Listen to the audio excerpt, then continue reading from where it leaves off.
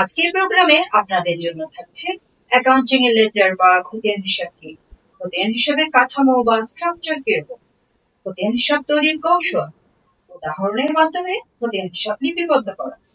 আসসালামু আলাইকুম। শুরু করছি আজকের প্রাসঙ্গিক আলোচনা। প্রিয় শিক্ষার্থী এবং আমার দর্শক ও শ্রোতা, আপনাদের সবাইকে স্বাগত। Welcome to Accounting Helpline, an excellent reading room by Bahar Jubair. আজকের পাঠে যা যা থাকবে ইতিমধ্যে আপনারা আলোচনা শুনেছেন। আমরা মূল আলোচনায় ফিরে আসছি। খতিয়ানের সংজ্ঞা কি? ইংরেজি লেজ শব্দ হতে ইহার উৎপত্তি, যার অর্থ তাক বা থাক বা শেলফ, ইংরেজিতে শেলফ বলা হয়, যেখানে কোনো কিছু সাজিয়ে রাখা হয়। আর লেজার অর্থ খতিয়ান। আমরা পাশে একটা ছবি দেখতে পাচ্ছি, এখানে 1, 2, 3টি তাক রয়েছে। এই তাকের মধ্যে কিছু ফাইল আছে, ব্লু, রেড, গ্রিন কালার সমূহের ফাইলগুলো এখানে আছে। অর্থাৎ এই ফাইলগুলোকে এই তাকের মধ্যে সাজিয়ে রাখা হয়েছে এবং আমরা ধরে নিচ্ছি যে রেড কালার গুলা একই রকম, ব্লু কালার গুলা একই রকম এবং গ্রিন কালার গুলা একই রকমের ফাইল, একই ক্যারেক্টারের ফাইল। এই শেলফের মধ্যে আমরা দেখতে পাচ্ছি যে উপরে যে লুজ কাগজগুলো আছে এগুলো এক ধরনের ফাইল এবং নিচে গ্রিন কালারের ফাইল আছে বা পিঙ্ক কালারের ফাইল আছে। অর্থাৎ শ্রেণী অনুযায়ী এই ফাইলগুলোকে সংরক্ষণ করা হচ্ছে।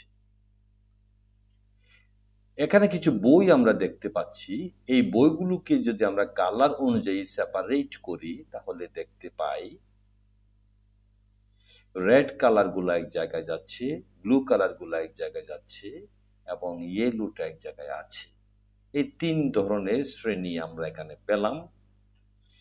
তাই বিশিষ্ট হিসাব বিজ্ঞানী এলসি ক্রোপার এর মতে যে বইতে কারবারি লেনদেন সমূহ শ্রেণী বিভাগ করে স্থায়ীভাবে লিপিবদ্ধ করা হয় তাকে খতিয়ান বা লেজার বলে। অর্থাৎ একটু আগে আমরা এই বইগুলাকে কিন্তু একটি জায়গায় দেখতে পেয়েছিলাম, এখন আমরা শ্রেণীবদ্ধভাবে দেখতে পাচ্ছি, অর্থাৎ আলাদা আলাদা দেখতে পাচ্ছি। এই আলাদা করাটাই হচ্ছে লেজার অ্যাকাউন্ট। লেজার অ্যাকাউন্ট বা খতিয়ান হিসাবের কাঠামো, 2 ধরনের কাঠামো আমরা আলোচনায় দেখতে পাই। 1 সনাতন বা ট্র্যাডিশনাল বা ইংরেজি টি পদ্ধতি, 2 আধুনিক বা মডার্ন বা চলমান জের পদ্ধতি। প্রথমে আমরা সনাতন পদ্ধতি বা টি পদ্ধতি আপনাদের সামনে আলোচনায় আনছি। এই যে লেজার অ্যাকাউন্ট, মিস্টার এখানে নাম থাকবে যার লেজার আমরা মেনটেন করব, খতিয়ান মেনটেন করব। এই যে টি, ইংরেজি টির মতো ছক হবে এখানে, আবার উল্লেখ করছি ইংরেজি টি এর মতো। ওকে, আবার দেখাচ্ছি ইংরেজি টি এর মতো। এবং এই যে ডেবিট পাশে কলাম থাকবে এবং ক্রেডিট পাশে কলাম থাকবে, ডেবিট সাইড এবং ক্রেডিট সাইড। এটাকে বলা হয় ট্র্যাডিশনাল বা টি পদ্ধতি। নেক্সট আমরা আধুনিক পদ্ধতি নিয়ে আলোচনায় আসছি। আধুনিক পদ্ধতির নমুনাটা এরকম, এখানে কলাম থাকবে 1, 2, 3, 4, 5, 6 এবং 6-এর 2টি থাকবে, অর্থাৎ মোট 7টা কলাম থাকবে। প্রথম কলামটা date, next particulars, next post reference, debit টাকা, ক্রেডিট টাকা, ব্যালেন্স, ডেবিট টাকা, ক্রেডিট টাকা। এই পদ্ধতির সুবিধা হলো প্রতিটি লেনদেন এখানে খতিয়ানে লিখার পর আমরা ব্যালেন্স জানতে পারবো। এই জন্য এটাকে বলা হয় চলমান জের পদ্ধতি। অর্থাৎ প্রতিটি লেনদেন লেখার পরেই কিন্তু আমরা ব্যালেন্সটা জানতে পারছি। লেজার অ্যাকাউন্ট বা খতিয়ান হিসাব তৈরির টেকনিক। 1 দুতরফা দাখিলা পদ্ধতি অনুযায়ী প্রতিটি লেনদেনের 2টি পক্ষ নির্ধারণের মাধ্যমে জাবেদা লিখতে হবে। 2 জাবেদার প্রতিটি পক্ষের জন্য আলাদা খতিয়ান হিসাব খুলতে হবে। 3 ডেবিট পক্ষের খতিয়ানে, অর্থাৎ জাবেদাতে যে দুটি পক্ষ আছে ওখানে ডেবিট পক্ষ এবং ক্রেডিট পক্ষ থাকে, তাই এখানে বলা হচ্ছে ডেবিট পক্ষের খতিয়ানে তারিখ অনুযায়ী ক্রেডিট পক্ষের নাম বসবে এবং টাকার পরিমাণ ডেবিট কলামে বসবে, এরপর ব্যালেন্স ডেবিট হবে। 4 ক্রেডিট পক্ষের খতিয়ানে তারিখ অনুযায়ী ডেবিট পক্ষের নাম বসবে এবং টাকার পরিমাণ ক্রেডিট কলামে বসবে, এরপর ব্যালেন্স ক্রেডিট হবে। এই 4টি নিয়ম মেনে বা কৌশলের মাধ্যমে আমরা খতিয়ান লিপিবদ্ধ করতে পারি। এখন আমরা একটি এক্সাম্পল আপনাদের সামনে উপস্থাপন করছি। এক্সাম্পলটার আলোচনার সুবিধার্থে প্রথমে একটা ট্রানজেকশন আমরা উল্লেখ করব, এরপরে সেই ট্রানজেকশন থেকে জার্নাল করব, জার্নাল থেকে আমরা লেজার অ্যাকাউন্ট কিভাবে তৈরি করা হয় ধাপে ধাপে আপনাদের সামনে উপস্থাপন করছি। 1 নম্বর, দুতরফা দাখিলা পদ্ধতি অনুযায়ী প্রতিটি লেনদেনের দুটি পক্ষ নির্ধারণের মাধ্যমে জাবেদা লিখতে হবে। যেমন mister Asad started business with টাকা 20,000।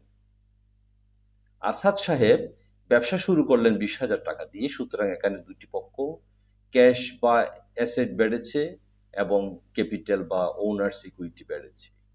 সুতরাং জার্নালটা হচ্ছে cash debit, capital credit. Cash debit কেন? অ্যাসেট বেড়েছে। ক্যাপিটাল ক্রেডিট কেন? ওনার্স ইকুইটি বেড়েছে। ওকে, এরপরে ক্যাশ টাকাটা বসবে ডেবিটে এবং ক্যাপিটালের টাকাটা বসবে ক্রেডিটে। জাবেদার প্রতিটি পক্ষের জন্য আলাদা খতিয়ান হিসাব খুলতে হবে। যেমন এই যে আসাদ সাহেব ব্যবসা আরম্ভ করলেন 20,000 টাকা দিয়ে, এখানে প্রতিটি পক্ষ কি কি পক্ষ? ক্যাশ, এই জন্য ক্যাশের জন্য একটা খতিয়ান হিসাব খুলতে হবে। 2 ক্যাপিটাল পক্ষ, তার জন্য আরেকটি খতিয়ান খুলতে হবে। খতিয়ানের ছক কিন্তু আগের মতোই একরকমই। ডেবিট পক্ষের খতিয়ান যেরকম, ক্রেডিট পক্ষের খতিয়ানও একই রকম। ডেবিট পক্ষের খতিয়ানে তারিখ অনুযায়ী ক্রেডিট পক্ষের নাম বসবে এবং টাকার পরিমাণ ডেবিট কলামে বসবে, এরপর ব্যালেন্স ডেবিট। জার্নাল এর মধ্যে আমরা দেখছি ক্যাশ ডেবিট 20,000 টাকা, ক্যাপিটাল ক্রেডিট 20,000 টাকা। এখানে দুটি পক্ষ ক্যাশ পক্ষ এবং ক্যাপিটাল পক্ষ।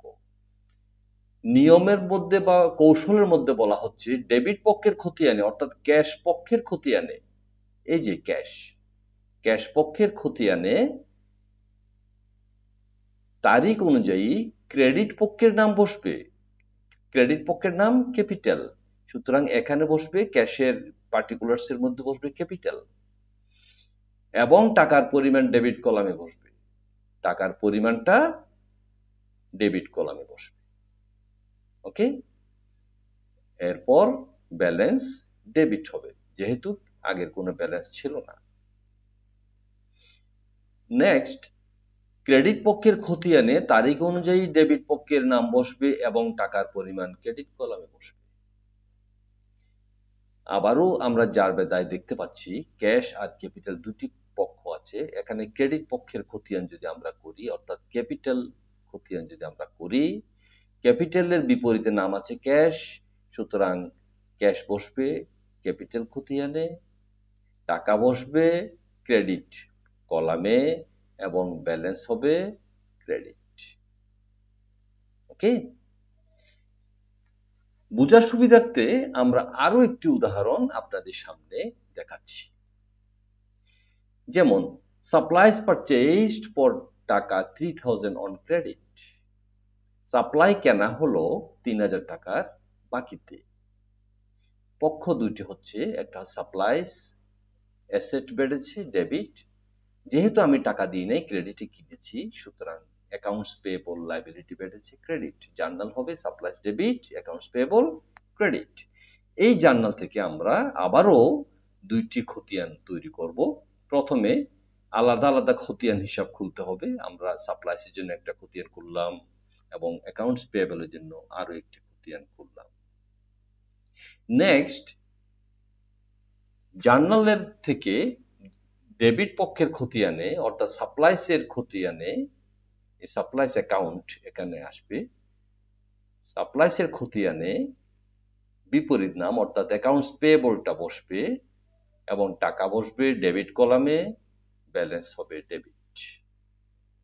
ওকে, নেক্সট, ক্রেডিট পক্ষের খতিয়ানে ডেবিট পক্ষের নাম বসবে।